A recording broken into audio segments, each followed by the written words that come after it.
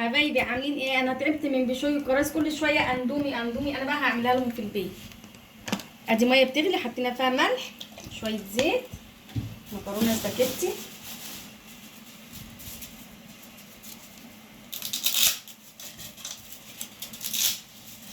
هعملها لكم بقى جميله جميله جميله زي الاندومي بالظبط.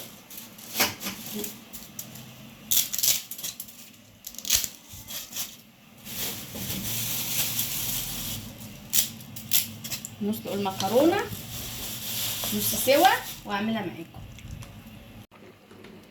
انا سلقتها نص سليقه اهيت وهصفيها بقى. مش هنغسلها، احنا هنصفيها بس. نشطف في الحله.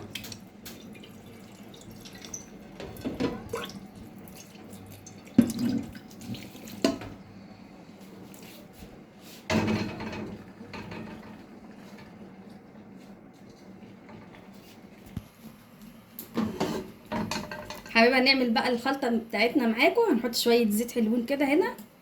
نحط التوابل دي، معانا كاري وبابريكا وشطه وتوم باودر وبصل باودر وكمون وفلفل اسمر. هنحمصهم كلهم.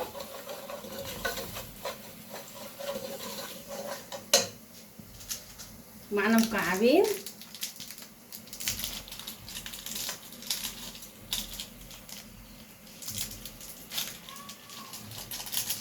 نديهم تحميصه حلوه.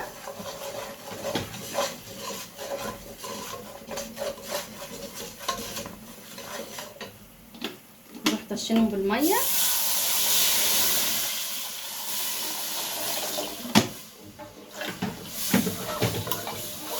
نسيبها بقى لما تغلي وندوق حياتها.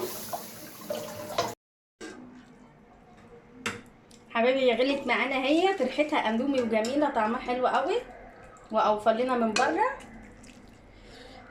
ناخد بقى بالمغرفه كده ونحط في الطبق وقت ما احنا نبقى عايزين نغرف، عشان المكرونه ما تشربش منها ما تشربهاش.